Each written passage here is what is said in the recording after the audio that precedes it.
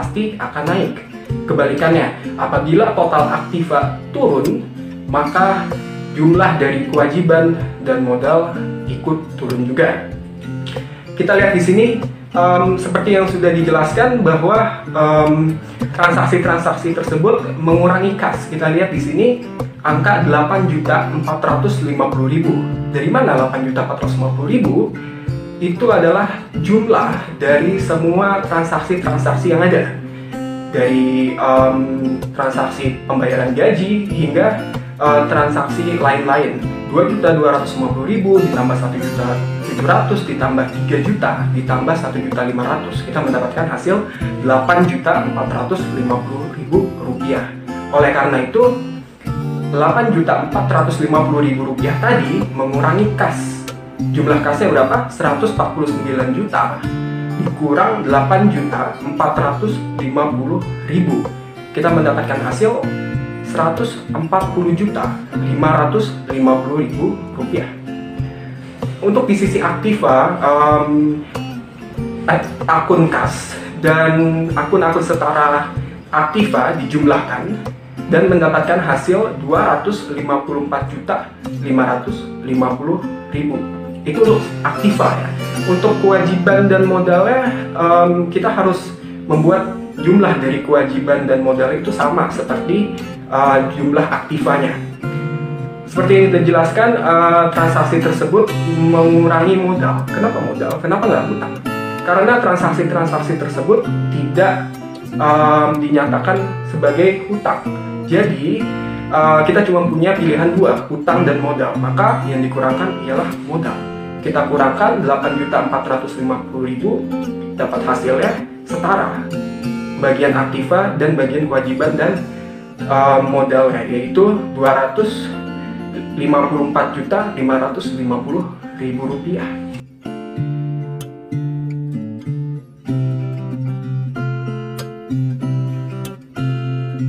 Sekarang kita ke transaksi 7 di halaman yang sama, halaman 19. Hanya terdapat satu transaksi di sini, yaitu pembayaran utang sebesar 25 juta rupiah. Ditekankan di sini bahwa transaksi tersebut akan mengurangi kas dan mengurangi saldo utang usaha. Mengapa? Karena di saat kita membayar utang, otomatis perusahaan akan mengeluarkan uang yang mengurangi kas. Dan apabila hutang tersebut dibayar, maka jumlah utang yang dimiliki perusahaan pasti akan turun. Makanya transaksi tersebut akan mengurangi kas dan saldo utang usaha. Jika kita lihat di sini, pengurangan pada kas ada 25 juta. Saldo kas yang ada 140.550.000. Dikurangkan 25 juta, mendapatkan hasil akhir sebesar 115.550.000. Sedangkan di sisi kewajiban dan modalnya, kita mengurangi saldo utang usahanya 25 juta juga. Saldo utang usaha di situ 102.500.000 dikurangkan 25 juta, mendapatkan hasil sebesar 77.500.000 rupiah.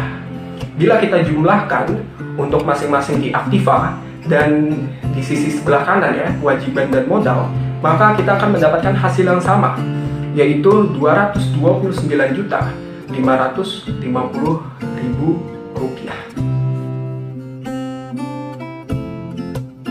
Di sini saya akan membahas tentang persamaan dasar akuntansi. Pada dasarnya, rumus persamaan dasar akuntansi adalah aktiva sama dengan pasiva, atau juga bisa dikatakan dengan harta sama dengan utang ditambah dengan modal. Nah, kita kali ini akan membahas tentang Thrive yang akan dimasukkan ke dalam persamaan dasar akuntansi. Sebelumnya kita harus mengetahui apa itu Thrive. Thrive itu adalah pengambilan dana oleh pemilik atau owner perusahaan perorangan untuk keperluan pribadi yang akan mengurangi modal dan kas. Nah, kita langsung saja masuk ke dalam soalnya. Soalnya adalah pada akhir bulan, Tuan Ahwan mengambil uang dari perusahaannya untuk kepentingan pribadi sebesar 2 juta. Transaksi ini akan mengurangi saldo kas dan mengurangi modal pemilik. Dengan adanya transaksi tersebut, maka persamaan dasar akuntansinya adalah sebagai berikut. Kas yang pada saldo awalnya itu adalah 115.550.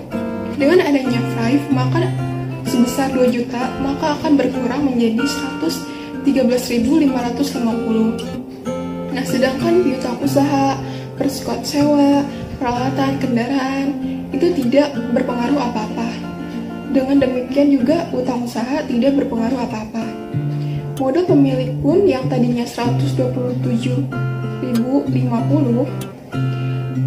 dengan adanya Thrive, maka akan berkurang menjadi 125.050. Jadi, jika ada transaksi Thrive, maka persamaan dasar akuntansinya yang berubah hanya kas dan modal, alias hanya dikurangi kas dan modal.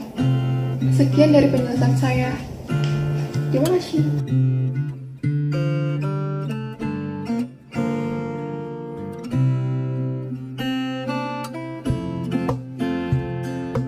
Saya di sini akan melanjutkan materi yang sudah dijelaskan oleh Alif dan Ivana. Langsung kita mulai yuk.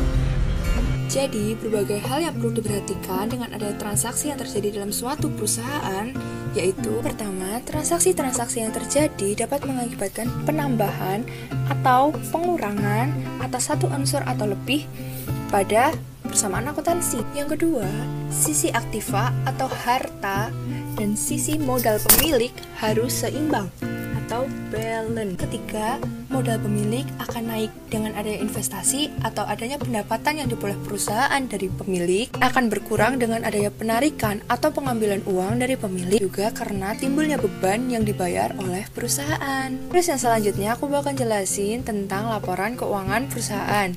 Jadi pada dasarnya laporan keuangan itu disusun secara periodik atau 1 tahun sekali. Tapi ada juga laporan keuangan yang disusun setiap 3 bulan sekali, bahkan setiap bulannya. Pihak-pihak yang dianggap memerlukan laporan keuangan itu ada investor, kreditor, pengambil keputusan ekonomi, dan lain-lain. Nah, terus laporan keuangan itu terdiri dari apa aja sih? Yang pertama ada neraca. Neraca atau laporan posisi keuangan itu menggambarkan likuiditas atau kelancaran operasi perusahaan. Dua, ada laporan laba rugi. Jadi laporan laba rugi itu menggambarkan gambaran tentang besarnya pendapatan, biaya yang digunakan untuk memperoleh pendapatan, serta besarnya laba atau rugi yang diperoleh perusahaan bersangkutan. Terus yang ketiga adalah laporan perubahan modal. Laporan perusahaan modal berisikan tentang besarnya perubahan modal pada saat tertentu dan adanya pendapatan atau penarikan untuk kepentingan pemiliknya atau biasa disebut dengan PRIV. Nah, biasanya laporan keuangan yang lengkap itu tidak hanya terdiri dari 3 laporan tersebut. Ada juga laporan aliran kas yang memuat tentang penerimaan dan pengeluaran kas oleh suatu perusahaan untuk satu periode waktu tertentu. Nah, sekian dari kami. Kurang lebihnya mohon maaf dan terima kasih untuk dosen akuntansi kami, Kak Muiz. Semoga materi yang sudah kami sampaikan dapat berguna bagi kita semua. Dan jangan lupa like, comment, dan subscribe. Thank you.